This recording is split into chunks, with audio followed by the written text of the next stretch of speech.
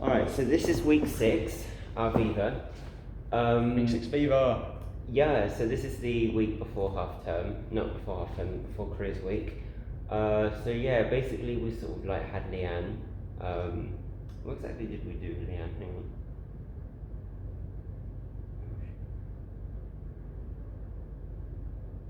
Do you remember?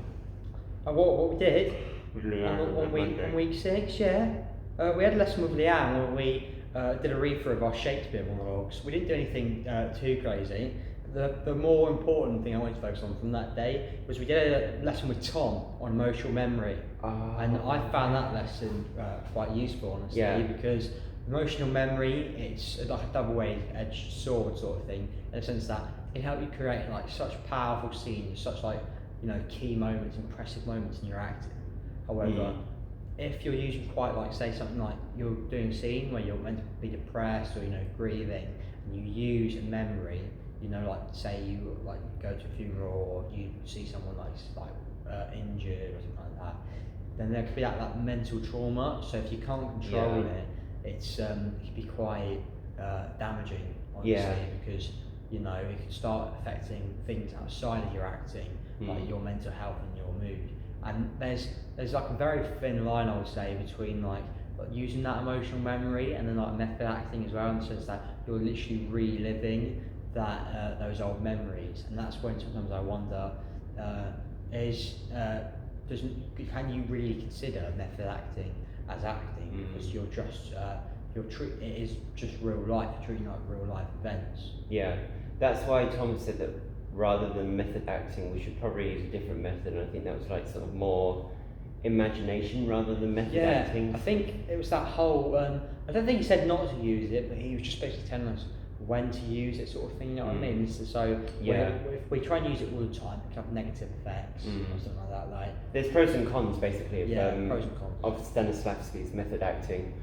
So it's important not to do it too often because, as James said, it can really sort of damage your mind and it's not healthy for you.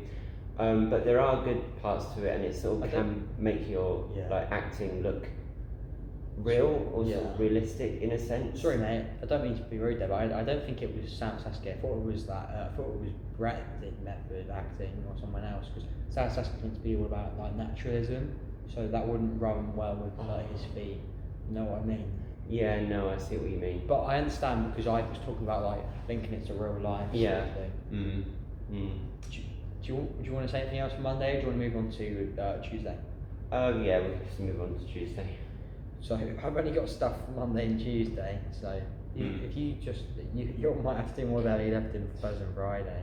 Yeah. On Tuesday we had a lesson with Hayley where we worked on our vocals, tried to use a diaphragm to work projection, and so we don't strain our larynx, and we just get more comfortable using our diaphragm. We did this as well last week, so it's just more about, you know, making sure we're using all the tools that we have, essentially. And also in Hayley's lesson we improvised a scene where the whole class were on a raft, and it was all about like how we live, like how we survived on a raft, and a few people saw an island, so we went to an island. Overall, I found that session, that's probably the most like important or useful session we had this week, because I would argue that because it's such a large group doing an improv scene with, there was just like so many ideas that everybody was just trying to do their own ideas, and it didn't really work. So what I was trying to do more was I was trying to have more of the yes energy, like Tom told us about at like one of our first lessons, and just go with it. But what I found as well was sometimes it was difficult to like go with what other people were saying when I was trying to still do the role in like somebody else's idea. So, and then also I know that after speaking to Sophie and some of the other teachers, I need to be contributing more myself, because I had ideas but I wasn't saying them because I thought, well, there's so many other ideas and nobody's really listening to each other, I might as well just do what somebody else says, because that might work better for the scene. Yeah, the whole thing was just, it was good at moments, but there were some moments where chaos. Yeah, it was just so unrealistic. and people were just shouting over each other. And I think, like, let's say if you were sort of watching a performance or something of that, I think the audience would be very sort of feel like, no, this is not very like enjoyable. It's not watchable. There's just too many people talking at the same time and people going off doing their own thing. I mean, like, if you were watching it, it just wouldn't make sense, especially if it was like acting for screen. You know, like if you've got people over there and then you've got people over there, you don't know who to focus your attention on and what really is sort of progressing the plot, so to speak. So yeah, it needed a lot of improving, I would say. I think we really need to sort of work on that next time, maybe sort of improvisation as an ensemble, rather than sort of like solo. I think we need to all work as an ensemble more and sort of listen to what other people are saying rather than just going ahead with what you think, you know. Try and make a scene that will progress as a whole all together. So let's say if it was, I don't know, some people going out to find logs or something, instead of just one person trying to go and find the logs, why don't we sort of, so it's more realistic, everyone sort of comes together and do one thing, maybe.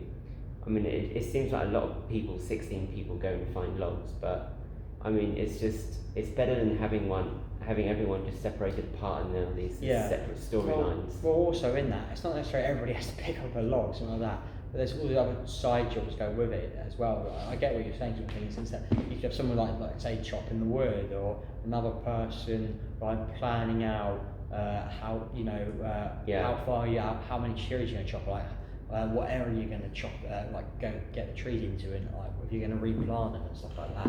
All these little things, you know what I mean? It creates a more realistic scene. Because in real life, I feel like that is what would happen. And it makes it more alive as well, the scene, rather than dead and boring. Yeah. What did we? Yeah, so that sort of stuff. So the kind of stuff we need to work on, and stuff we improved on. What did we do on Thursday? That is a good question. I know we had Hayley. I think we had Hayley. Yeah, we did have Hayley, and it was like, it wasn't the Let's Be, was it? No, it was something else. I am something. No, hang on. I think we might have to skip Thursday. Nah. What time are we on? Oh, okay. We're already at 7 minutes. So let's talk about Friday. There's some. What did we do on Friday? Basically, on Friday we sort of like did the nightclub thing, the nightclub scene. Oh, that was and yeah, it was really good. I personally did not. We had a scratch night rehearsal. That's why. Oh, I don't understand what it's just done. Sorry about that. Right, yeah, sorry, just to go back, Jacob, on Thursday, we had another scratch night session, and basically in that session it was just more doing acting read-throughs, seeing how it goes. We did some actually, I suggested a few games we could do to get the energy up, because on that day we were quite busy, and I think everybody was just very like deflated, very tired towards the end of the day. So we suggested a couple like games we play, there was like Granny's Footsteps, like that, which is like where and then we did like suggesting Gary's Footsteps, Granny's Footsteps. So like one of them was like pretend to be an animal, and then I can't remember, we did one with Luke Bartlett, pretend to be like a cheetah and just run straight at whoever it was, but stuff like that, you know what I mean, like being outside the box a little bit. And when you're in that competitive environment, you get more energy, you get the adrenaline kick in, and you're ready to go back and perform and do the acting.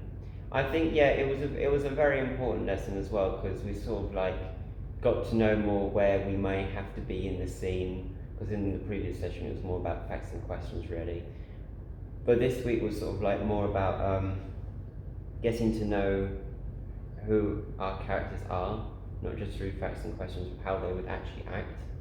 And just like where we need to be for stage directions, and just sort of like how the overall scene is going, to be honest, and how we should use our tone of voice to represent that character.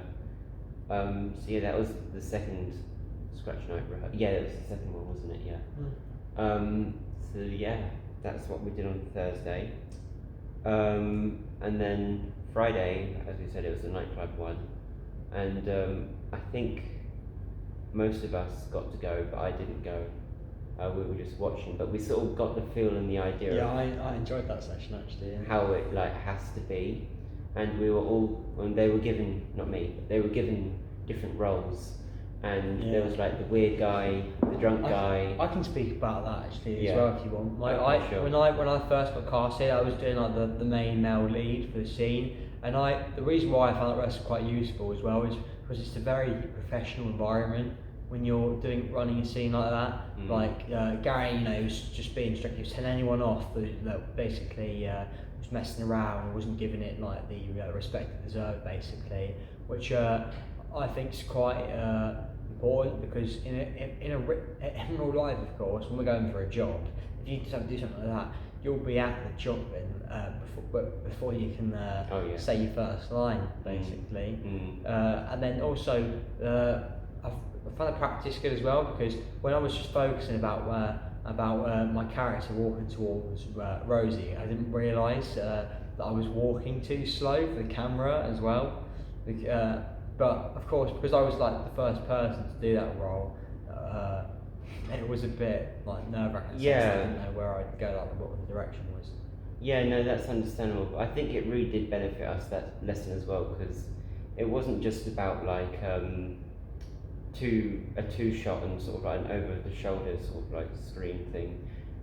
It was as well just sort of like working more as a team, like for screen, if you know what I mean. It doesn't really make sense what I'm trying to say, but it's sort of more like as if we were an ensemble and we were doing acting for screen rather than just two people doing a duologue. We sort of got to know more of what it's like to actually act for screen in that way. I don't even say that right, but never mind. It's all good. What time are we on? We made it to 12 minutes. What have you said about the independent research? Independent research? Oh, okay. Well, basically, I've read the play now twice at this point, and I think I have quite a good understanding of my character Tim, Scratch Knight, and how he relates to the other characters. And of course, I've just been doing my WordPress work as well, so that's my research. Yeah. Great. Right, cool, thanks. And I didn't really do any research that week, so Right. I can't say. Cool, that's Right, week that's 6 week being 6. done. Thank you for watching.